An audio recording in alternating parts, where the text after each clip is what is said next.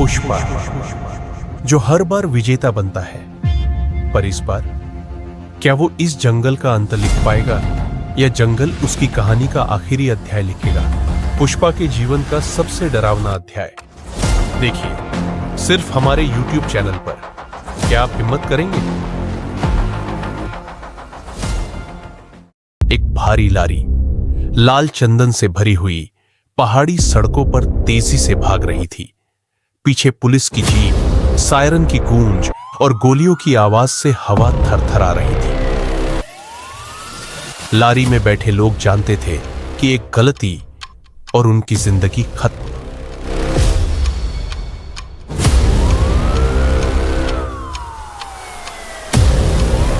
और तभी वो आया, पुष्पा। चेहरे पर सुकून, दिल में ताकत और हाथ में बंदूक। पुष्पा शांत लेकिन सख्त लहजे में ड्राइवर से, गाड़ी सीधी चलाओ, बाकियों को मैं देख लूंगा।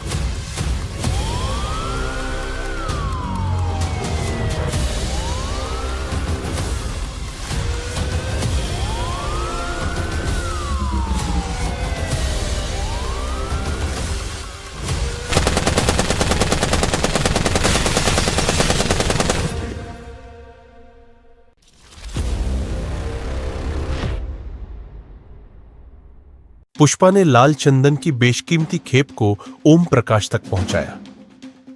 ओम प्रकाश, वो आदमी जिसने गैर कानूनी सौदों की दुनिया में अपना नाम बनाया था। डील तेज और साफ थी, दोनों ही संतुष्ट हुए। पर रात जब गहरी थी और घर में सन्नाटा पसरा था, पुष्पा के फोन की घंटी बजी। दूसरी ओर था एक इन्फॉर्मर। उसने बताया रामघाट के जंगल के बारे में, एक ऐसी जगह जो लाल चंदन के पेड़ों से भरी हुई थी। पर उस जंगल के किस्से अलग थे। मौत वहां हर कदम पर इंतजार करती थी। भयंकर जानवर, आदिवासियों की क्रूर जनजातियां और एक ऐसा डर जिसने किसी को भी वहां पैर रखने नहीं दिया। पुष्पा के दिल में जिज्ञासा जागी, क्या यह जगह वाकई इतनी खतरनाक थी या यह बस डराने की एक कहानी थी? अगली सुबह पुष्पा अपने सबसे करीबी दोस्त रवि के साथ चाय के लिए रुका। हल्की बातचीत के बीच उसने कैजुअली रामघाट जाने की अपनी योजना का जिक्र कर दिया। चाय वाले की कानों ने उसकी बात पकड़ ली। वो तुरंत चौकन्ना हो गया। चाय वाले ने पुष्पा को दुकान के अंदर बुलाया। उसके चेहरे पर चिंता साफ झलक रही थी। चाय वाले ने पुष्पा को बुलाकर कुछ बेहद अहम बातें बताई। उसके शब्द डराने वाले थे, जंगल के खतरों की कहानियां सुनाने लगे। पर पुष्पा, उसके चेहरे पर कोई डर नहीं था। जो भी सुना उसे नजरअंदाज करते हुए वो अपने इरादे पर कायम रहा। उसके मन में एक ही बात थी, पुष्पा को कोई नहीं रोक सकता, ना आदमी, ना जानवर और ना ही प्रकृति। पुष्पा ने बाजार के शोरगुल में अपने इन्फॉर्मर से मुलाकात की। उसने पुष्पा को एक ऐसे शख्स से मिलवाया जो शेखर शाह नाम के एक बड़े कारोबारी का आदमी था। शेखर शाह, एक ऐसा नाम जो अवैध कारोबार की दुनिया में मशहूर था। लाल चंदन का कारोबार करने वाले सबसे ताकतवर इंसानों में से एक। अंधेरे में एक शांत समुद्र तट पर पुष्पा और शेखर के आदमी की मुलाकात हुई। यह मुलाकात साधारण नहीं थी। पुष्पा ने जान लिया था कि रामघाट का जंगल सिर्फ एक अफवाह नहीं बल्कि एक मौका है। लेकिन उसने अपनी शर्तें साफ रखी, रामघाट के लाल चंदन पर कब्जा करना। लेकिन पुष्पा वो आदमी नहीं था जो पर्दे के पीछे की डील करता। उसने साफ साफ कहा, मुझे शेखर शाह से खुद मिलना है। अगली रात एक भव्य हवेली में शेखर शाह से पुष्पा की मुलाकात हुई। शेखर, एक ऐसा नाम जो लाल चंदन के कारोबार का बादशाह था। उसकी निगाहें हमेशा शक और ताकत की जुगलबंदी में रहती थीं। बैठक शुरू हुई। शेखर शाह ने कई सवाल किए, पर पुष्पा ने सीधा जवाब दिया। उसने 50% मुनाफे की मांग की, आधे हिस्से की। शेखर, उसकी मुस्कान में एक चुनौती थी। उसे यकीन था कि यह आदमी रामघाट की मुश्किलों को पार नहीं कर पाएगा। तुम भी बाकी लोगों की तरह फेल हो जाओगे। ये शब्द शेखर के होठों से निकले।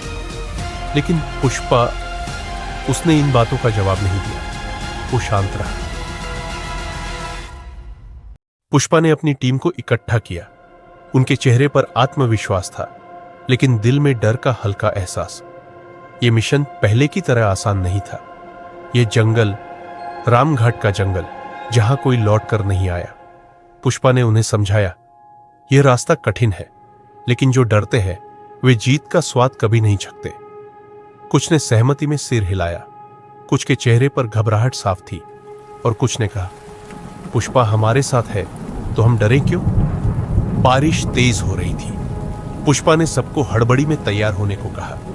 वह जानता था कि देरी उनके खिलाफ जाएगी। जंगल की रात कभी किसी की दोस्त नहीं होती। लोरी का इंजन गरजा और सफर शुरू हुआ। बारिश ने कच्चे रास्तों को कीचड़ में बदल दिया था। जंगल अपनी पूरी ताकत से उनका इंतजार कर रहा था। हर पेड़ विशाल और डरावना, और हर मोड़ के पीछे छुपा एक अनजाना खतरा। जैसे जैसे सफर बढ़ता गया, पुष्पा के दिमाग में चाय वाले बूढ़े आदमी की बातें गूंजने लगी। उसने कहा था, रामाघाट का जंगल, जहां जानवर साधारण नहीं है, हाथी बड़े हैं जैसे पहाड़, झीलें रात में चमकती हैं जैसे उनके भीतर कोई रहस्य छिपा हो, और सांप ऐसे जो दुनिया के किसी और हिस्से में नहीं मिलते। पुष्पा ने उस बात को हंसी में उड़ा दिया था, लेकिन अब जंगल की हर हरकत उसे उन बातों की याद दिला रही थी। बारिश लगातार तेज हो रही थी। कीचड़ भरे रास्ते पर लोरी फिसलने लगी। हर मोड़ पर एक नई चुनौती। फिर वे एक चौराहे पर पहुंचे। कोई संकेत नहीं, कोई नक्शा नहीं। टीम ने संदेह से पुष्पा की ओर देखा। उन्होंने दिशा चुनने का फैसला करना था, और उन्होंने एक रास्ता चुन लिया, सिर्फ अनुमान के आधार पर। लेकिन जैसे ही उन्होंने रास्ता चुना, दिन का उजाला अचानक गायब हो गया। जंगल ने खुद को अंधेरे के भीतर छुपा लिया। हवा में एक अजीब सी गंध भर गई, जैसे कुछ सड़ा हुआ हो। और फिर उन्होंने आवाजें सुनी, दूर दूर तक दौड़ने की आवाजें। कोई छाया, शायद जानवर, शायद कुछ और, पर वो दिखाई नहीं दिया। सिर्फ उनकी धड़कनों की गूंज और जंगल का डरावना सन्नाटा। पुष्पा ने लोरी से उतरकर स्थिति को ध्यान से परखा। उसने टीम को इशारा किया और कहा, सभी अपना सामान उतारे, पर हथियारों को छोड़ दे। सिर्फ 1-2 हथियार ही साथ ले जाए, वो भी बस जानवरों को डराने के लिए। हमें बहुत लंबा पैदल चलना पड़ेगा। मुझे नहीं लगता कि जानवरों के अलावा यहां कोई और खतरा है। जंगल की हर आवाज एक चेतावनी थी, पर पुष्पा और उसकी टीम ने हिम्मत नहीं हारी। उन्होंने अपने कदम बढ़ाए। जंगल ने अभी अपनी पूरी ताकत नहीं दिखाई थी, पर हर कदम के साथ वो उन्हें अपने जाल में खींच रहा था। पुष्पा और उसकी टीम जंगलों का अनुभव रखते हुए भी इस जगह को किसी और ही दुनिया का हिस्सा महसूस कर रहे थे। फिर उन्होंने वो देखा, कुछ ऐसा जिसने उनके दिलों को और तेजी से धड़कने पर मजबूर कर दिया। जमीन पर बिखरे हुए खोपड़ियों के ढेर, हड्डियां तीरों से छिदी हुई। यहां कोई लड़ाई हुई थी, यहां मौत हुई थी। टीम के भीतर दहशत फैलने लगी। कुछ ने फुसफुसाना शुरू कर दिया, क्या हम वापस चले? उनकी आवाजों में डर साफ था। पुष्पा ने एक नजर खोपड़ियों पर डाली, पर डर को अपने भीतर दबा लिया। उसने टीम को इशारा किया, आगे बढ़ो, रुकने का समय नहीं। जंगल का रास्ता और रहस्यमय होता जा रहा था। हर कदम के साथ ऐसा लगता था कि जंगल उन्हें अपने जाल में खींच रहा है। और फिर पुष्पा रुका। उसके सामने एक चमकती हुई झील थी। यह वही झील थी जिसके बारे में चाय वाले ने बताया था। चमकती झीलें, जैसे किसी जादू का असर हो। पुष्पा का दिल एक पल के लिए कांप उठा। क्या यह सब सच हो सकता है? उसने उस बूढ़े की बातों को मजाक समझा था, लेकिन अब उसकी आंखों के सामने वो सच था। झील का पानी ठंडा था। उसकी चमक हर कदम के साथ बढ़ती थी। टीम ने एक एक करके झील को पार करना शुरू किया। हर बार जब उनका पैर पानी में डूबता, पानी जैसे चमक उठता, एक अजीब जादुई चमक जो उन्हें और डराती थी। पुष्पा जानता था कि यह सिर्फ शुरुआत थी। आगे का सफर और खतरनाक होने वाला था। जंगल ने अभी अपनी असली ताकत नहीं दिखाई थी। टीम के एक सदस्य वीरू की नजर अचानक कुछ अजीब चीज पर पड़ी। वो एक सफेद विशाल आकृति थी। उसकी पूंछ अंधेरे में चमक रही थी। वीरू को अपने आंखों पर यकीन नहीं हुआ। क्या वो सच में एक बाघ था या ये जंगल का कोई मायाजाल? वीरू ने डरते हुए पुष्पा को बताया, लेकिन उसकी बातों में इतनी बढ़ा चढ़ा कहानी थी कि पुष्पा ने उसे गंभीरता से नहीं लिया। टीम ने अपनी यात्रा जारी रखी, पर जंगल अब और भी खतरनाक हो चुका था। और फिर एक गर्जना। ये कोई आम बाघ की आवाज नहीं थी। ये ऐसा था जैसे पूरा जंगल दहाड़ रहा हो। हर पेड़, हर पत्ता जैसे इस गर्जना से कांप उठा। बाघ ने टीम को चारों तरफ से घेर लिया। उसकी हर हरकत एक खतरा थी। टीम के कुछ लोग जख्मी हो गए और बाकी पेड़ों पर चढ़ने लगे।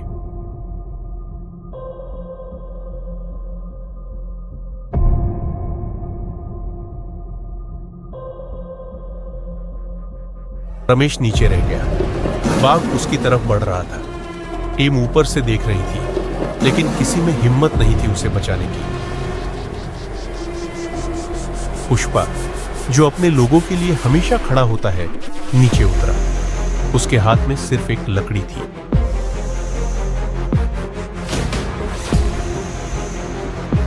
पुष्पा ने जमीन पर कदम रखा और अपनी लकड़ी से जमीन पर जोर से वार किया। आवाज जंगल में गूंज उठी। बाघ ने अपनी नजर रमेश से हटा ली और सीधे पुष्पा की तरफ देखा।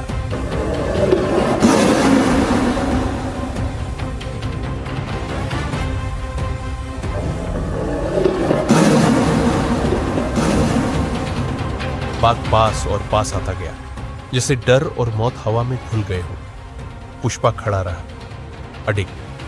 बाघ के पंजे, उसकी जबड़े, सब कुछ अब बेहद करीब था।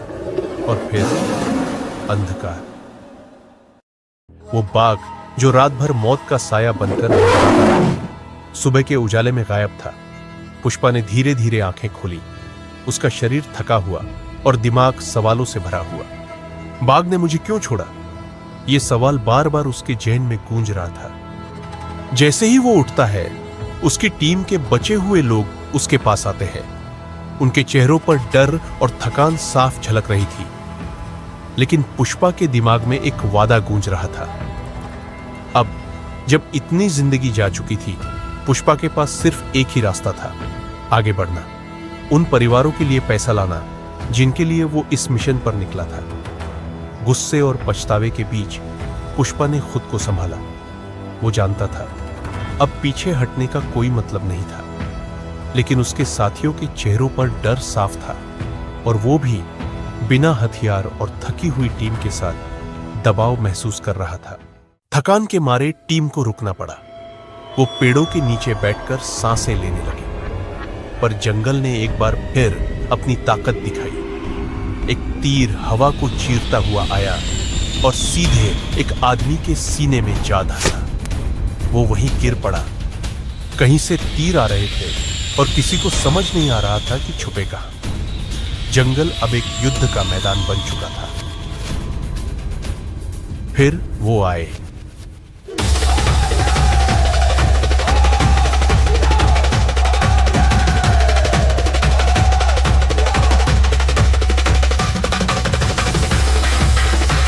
लाल रंग में रंगे उनके शरीर पर जंगली निशान और आंखों में भयानक क्रूरता। जंगल के जानवर जैसे वो चिल्लाते हुए दौड़े।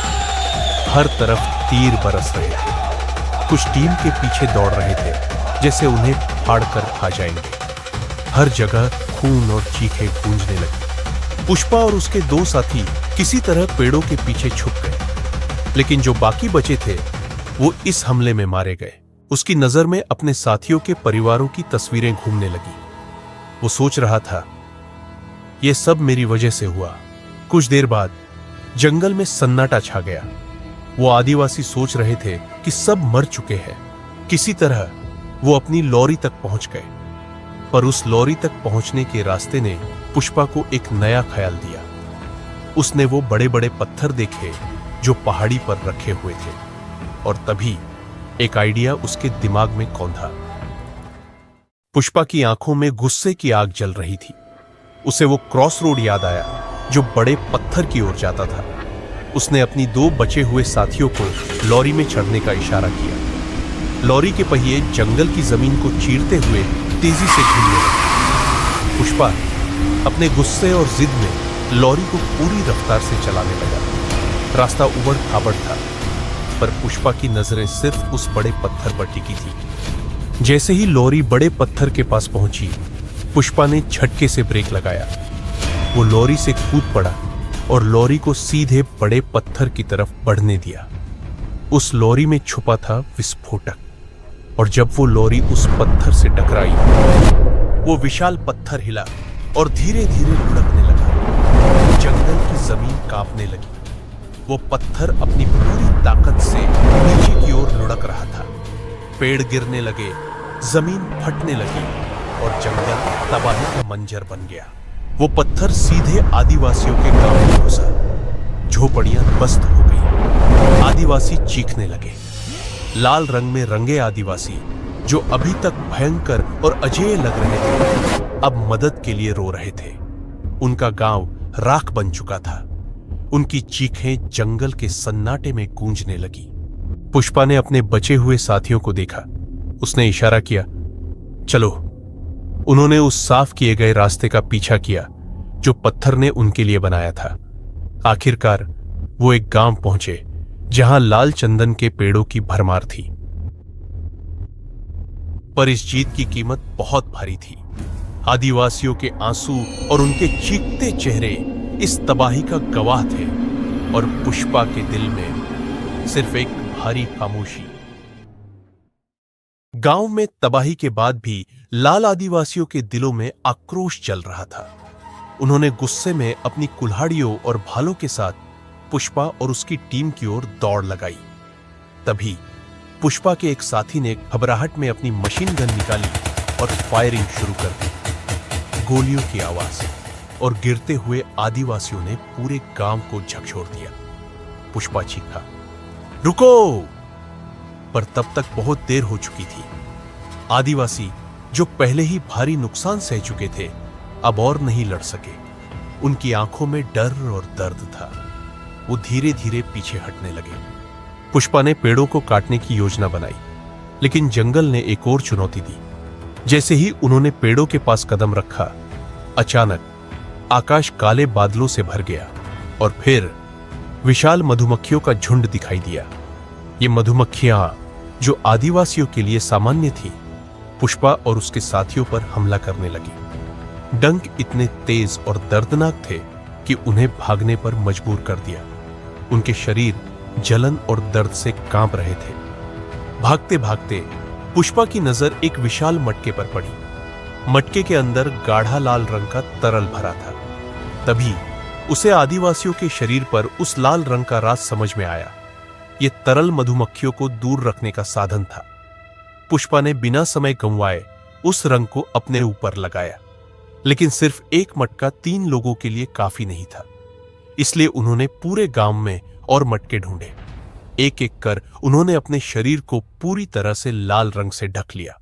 अब पूरी तरह से लाल रंग में रंगे पुष्पा और उसकी टीम आदिवासियों के गांव से गुजरते हुए लाल चंदन के पेड़ों के पास पहुंचे।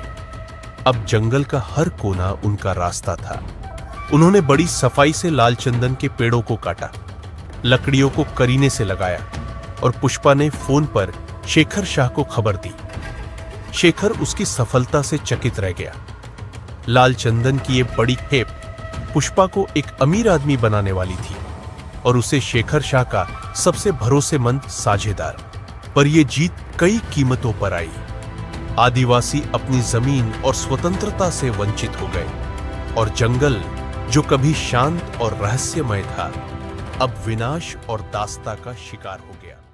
जंगल की गहराइयों में पुष्पा अपने कैंप में सोया हुआ था, पर वो नींद एक शांत रात का वादा नहीं थी। वो एक चेतावनी लेकर आई। उसके सपने में जंगल का रक्षक प्रकट हुआ, कांतारा, एक देवता जो जंगल का पहरेदार था।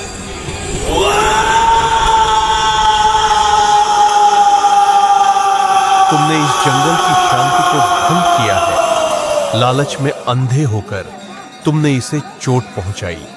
अब इसकी कीमत चुकाने के लिए तैयार हो जाओ। तुमने जो छीना है उसका बदला प्रकृति लेगी। तैयार रहो, क्योंकि अंधकार तुम्हारे सामने है। पुष्पा की आंखें खुली। वो सांसें लेते हुए उठ बैठा। उसका शरीर पसीने से भीगा हुआ था, पर डरने का वक्त नहीं था।